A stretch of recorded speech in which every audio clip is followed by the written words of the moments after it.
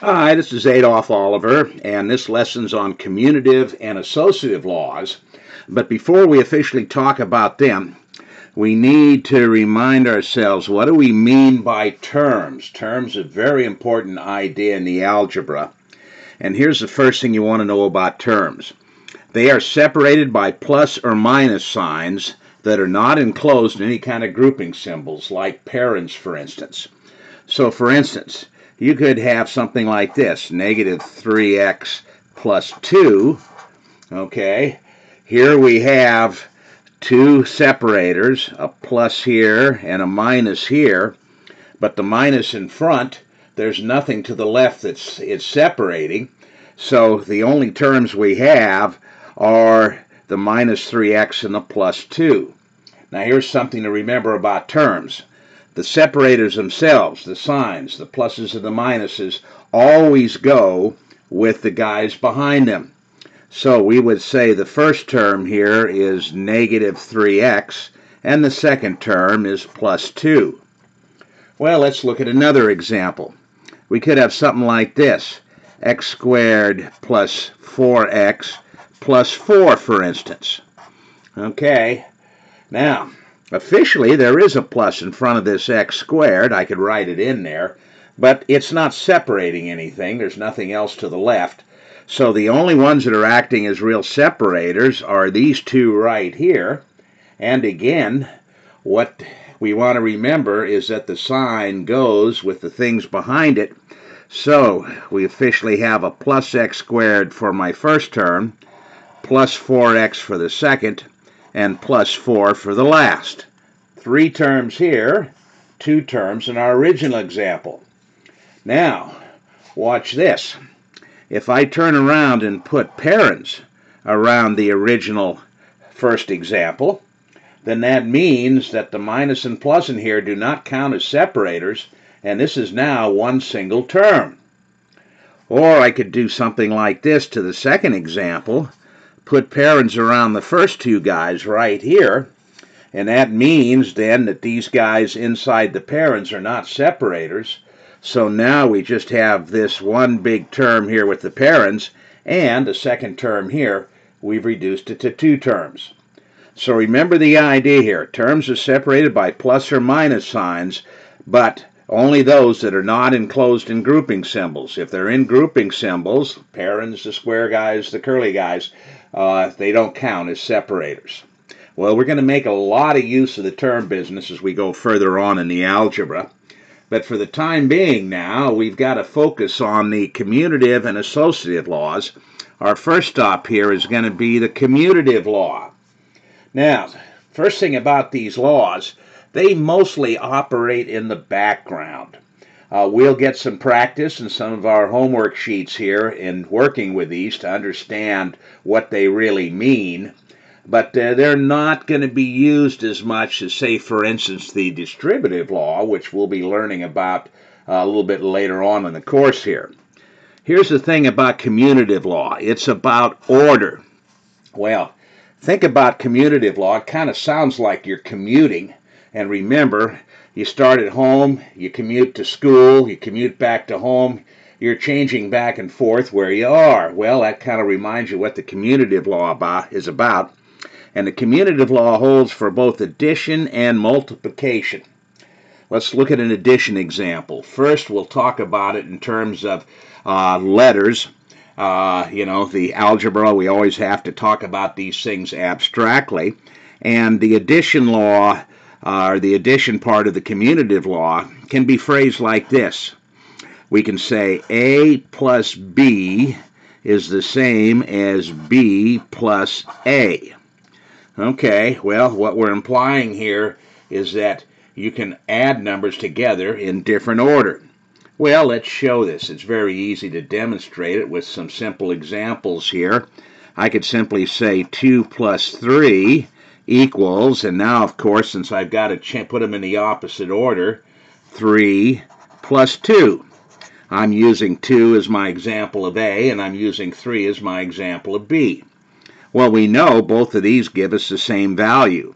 This is 5 on the left, and this is 5 on the right, so we can easily see that the commutative law holds for addition. Okay, let's take a look at it for multiplication. Here, I can say A times B equals B times A. Okay, notice again, I've just changed the order. Well, we can see very quickly that this is going to work. If I use again my 2 for A and my 3 for B, I've got 2 times 3 on the left, but on the right side, since I've changed the order, I have to write the 3 first and then the 2. Okay, well, multiply these two guys together, we get 6 on the left, and we get 6 on the right. So we can easily see here that, as we stated to begin with, the commutative law holds for both addition and multiplication. But now, here's the important thing to realize, it does not hold for subtraction or division. Okay, let's look at a simple example here in subtraction. 2 minus 3 is definitely not the same as 3 minus 2. On the left side we get -1, on the right side we get +1. So interchanging the values in subtraction does not work. And likewise for division, 2 divided by 3 is not the same as 3 divided by 2. On the left side I've got 2/3, on the right side I've got 3/2.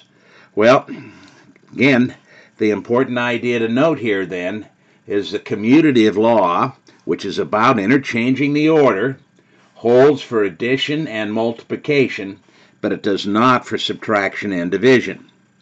Now, let's move on to its companion law, the associative law, and see what goes on with this. Okay, the associative law, you can kind of think about, who you associate with, what groups do you belong to. Well, that reminds you then that the associative law is indeed about grouping. And it again holds for addition and multiplication. Let's look at examples of these. In addition, we can simply say this: A plus B plus C equals A plus B plus C. Now notice, as I've originally written this, I have not changed the order in anybody. I've got ABC, ABC. But now we're going to indicate the grouping. Let's say we group the first two on the left, then that means it's the same as if we group the last two on the right. In other words, grouping them differently doesn't change the value. Well, let's look at an example. I've got a little bit of space over here to do this for the addition part of the associative law. 2 plus 3 plus 4 equals 2 plus 3 plus 4. Okay, remember, we were grouping the first two on the left and grouping it differently, which means we have to do the last two on the right. Well, let's work on the left side first. 2 plus 3, in being in parens, has to be done first. That gives me 5. Copy down what we haven't used. 5 plus 4 gives me 9.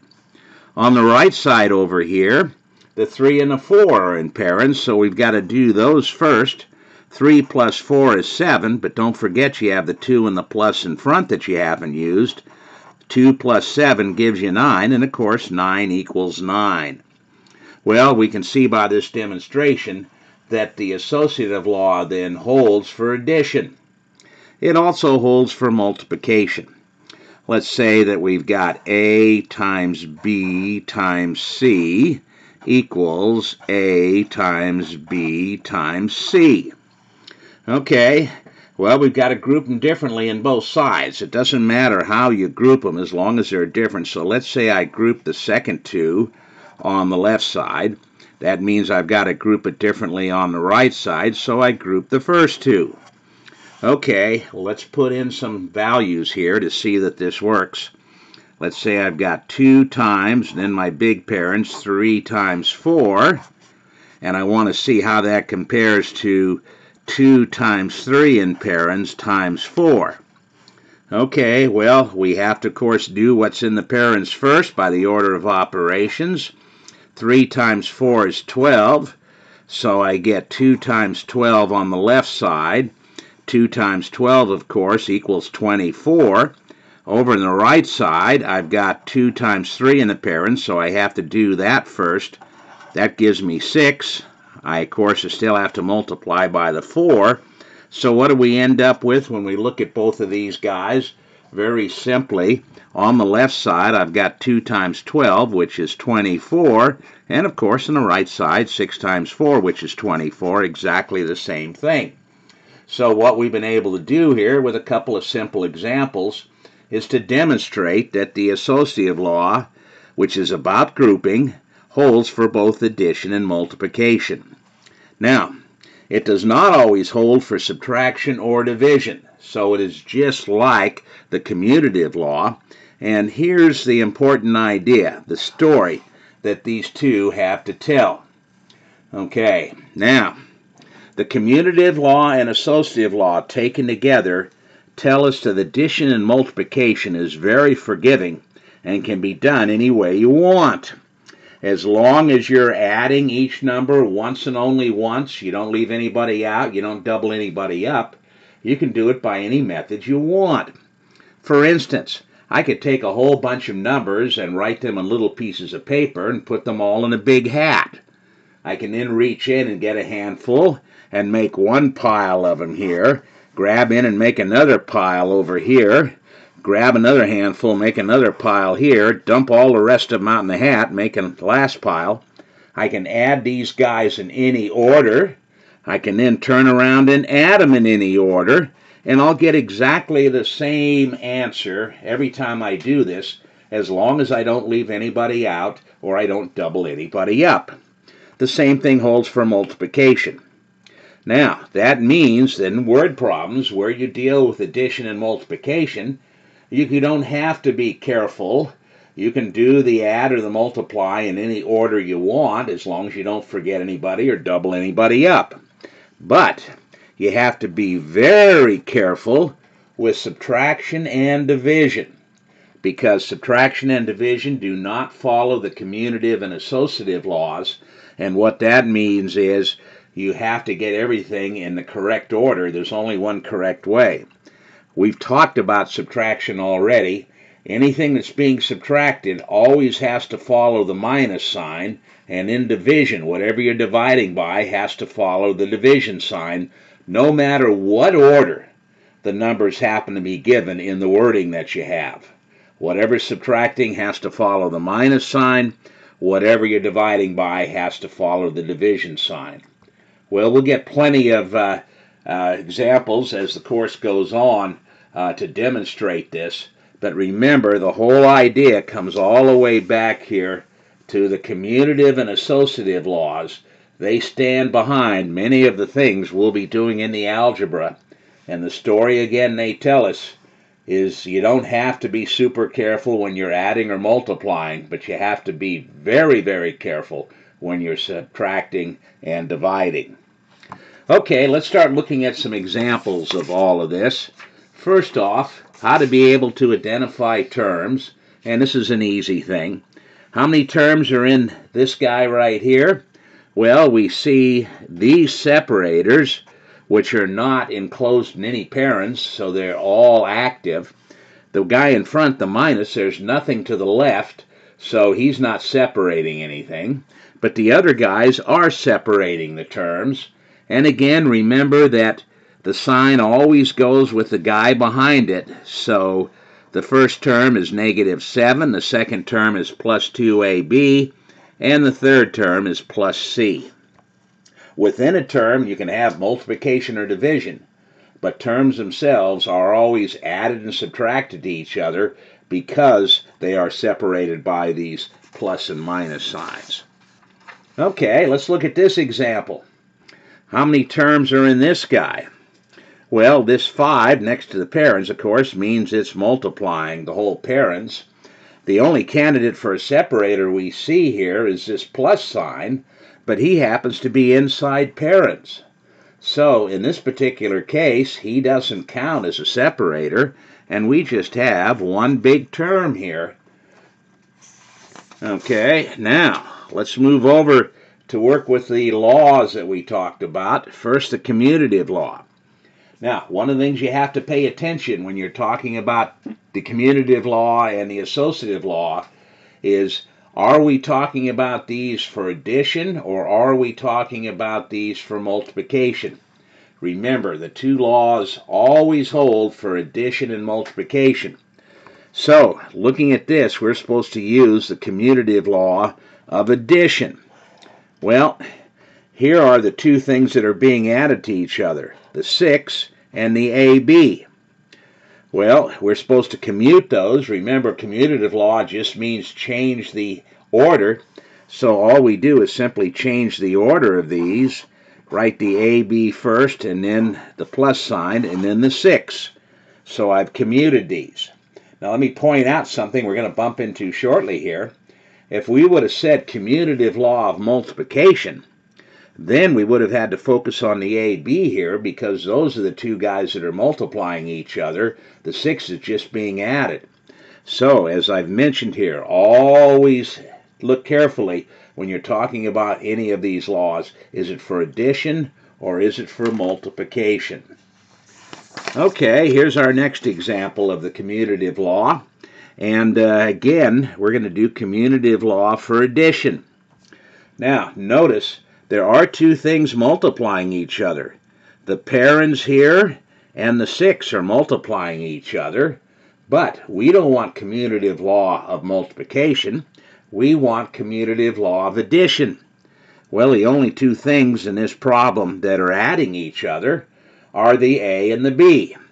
So these are the only guys we can commute. We write them in opposite order, keep everything else exactly the way it is. And so what we've done is commutative law on the add part of this problem. Okay, next up here, commutative law, but now of multiplication. Okay, well, we got to commute something that's multiplying each other. It's definitely not the U and the VW. These two guys are being added. But the guys that are multiplying each other here are the V and the W. Okay, well, those are the guys we can commute. So all we would do would be to interchange the W and the V, write everything else in the problem down exactly like it is. We're only commuting the multiplication part here, so that's why we just interchange the W and the V. Now, let's revisit a problem we saw just a short while ago. We're going to use the commutative law again, but this time the commutative law of multiplication. So we've got to identify the two guys that are multiplying each other.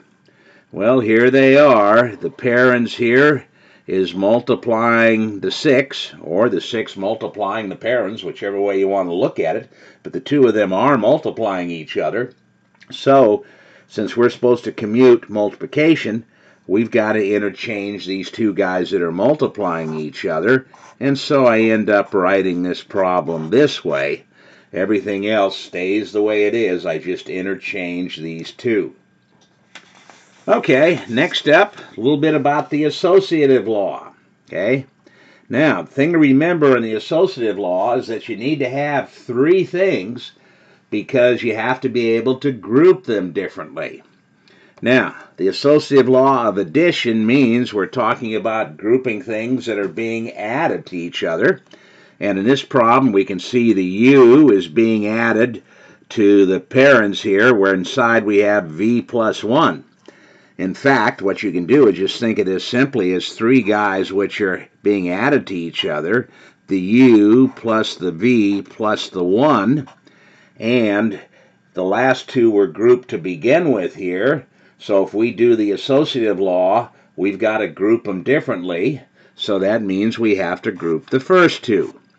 Doesn't make any difference how they're grouped as long as you group it differently.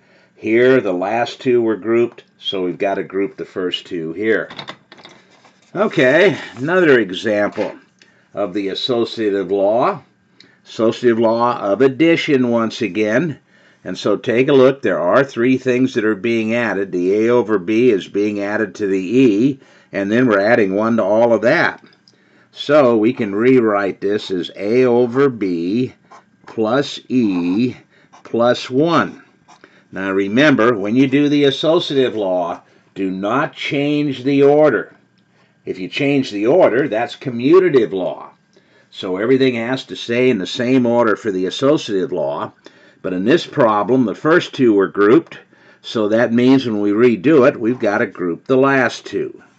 Associative law is very easy. Commutative law is not difficult either, but you have to pay attention to whether you're working with the multiplication or the addition parts of it. Okay, well, here we visit the associative law once more, but this time we're talking about doing it for multiplication. Well, we see the 3 is multiplying the x over y. There's a multiplication dot. And the z is next to the parents here, which means it's multiplying all of these guys. So what we have here again are 3 guys that are multiplying each other. 3 times the x over y times the z. I can indicate they're all multiplying with multiplication dots here. Now, we have to, of course, do the associative law, which means we have to group it differently. In the original problem, the first two were grouped. So what we do here simply is group the last two, and we've done the associative law. Okay, one more example here. Use the associative law of multiplication on this guy. Now again, we're talking about multiply. So we have to identify 3 things that are multiplying each other. Well, you see the 6 plus z in parens. The x is multiplying it, so these two are multiplying each other. And the y is next to parens out here, so it's multiplying them as well. Here are the 3 things that are multiplying each other, so let me rewrite those. The 6 plus z in the parens times the x times the y. Now, notice this. What the grouping was in the first example were these 2 parens right here. They were grouping the first 2 guys. So that meant in the beginning of this problem, the first 2 were being grouped. So what we have to do if we're going to do the associative law of multiplication is we have to now group the last 2. So we'd put our parens around these guys. Well, again, remember, the commutative and associative laws are things that we're not going to be using outright. They're going to stand behind all kinds of little shortcuts that we take later on in the algebra. But there always has to be justification for why shortcuts we take work.